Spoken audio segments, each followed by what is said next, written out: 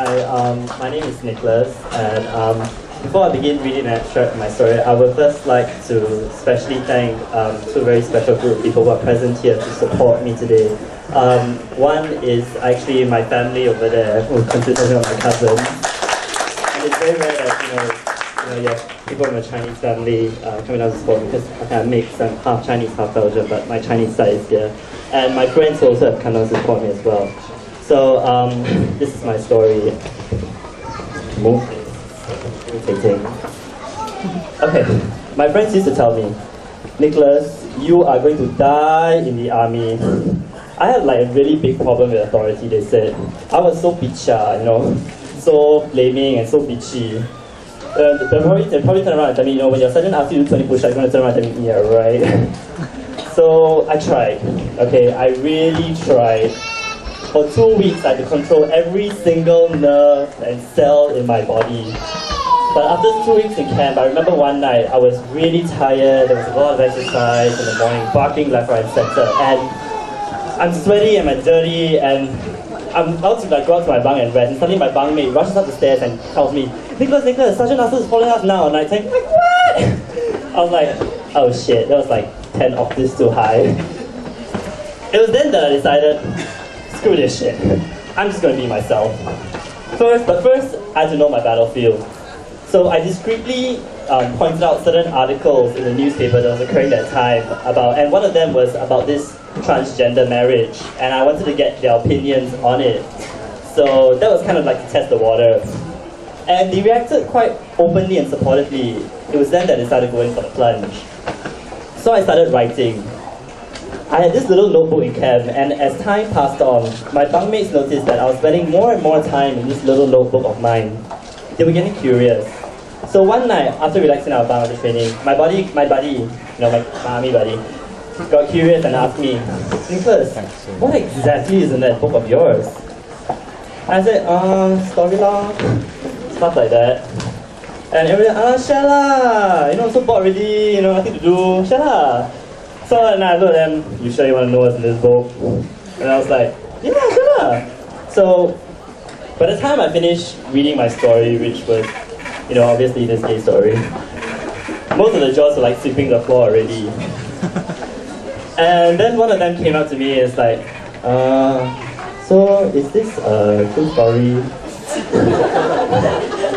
Then I looked at him and said, sort of. So, okay lah. Yes. So, okay.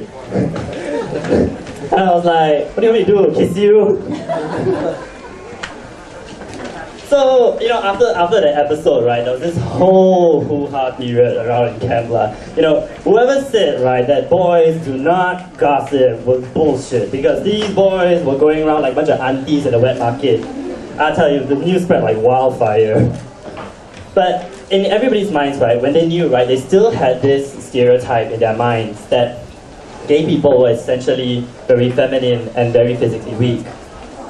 They were quite taken back when every time there was a physical training and I went up and I did my 12 pull-ups, and I came down and flicked my Pantene hair, those commercials about, because I was botak at that time lah, so they didn't have hair lah.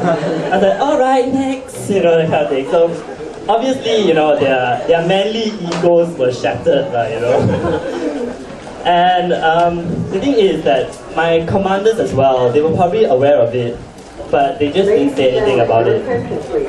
Okay. We have investigated the situation and found it to be a false alarm. Okay. We regret for any inconvenience caused. Thank you.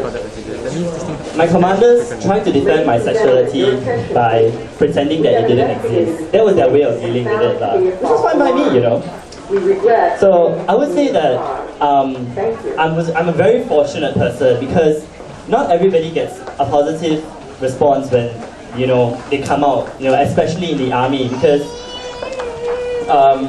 the army essentially is a place whereby it is probably the most homophobic and conservative organization in this country.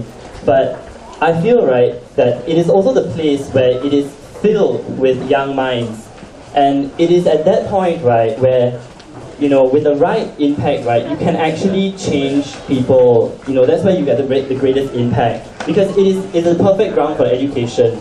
You know, whoever said that, you know, the street community out there is not willing to learn is obviously wrong, because they are willing to learn. You just have to go out there, you know, and to be honest, sincere, and genuine about who you are, to come out to them. And, you know, once they see that, right, you know, they realize that, you know, gay people are just like you and me. So it was really encouraging, you know, when in the army, you know, they actually come and tell me, you know, Nicholas, you really changed the way I think about homosexual people. And I think really the army is really the place where you can change people's minds and perceptions about gay people. Thank you.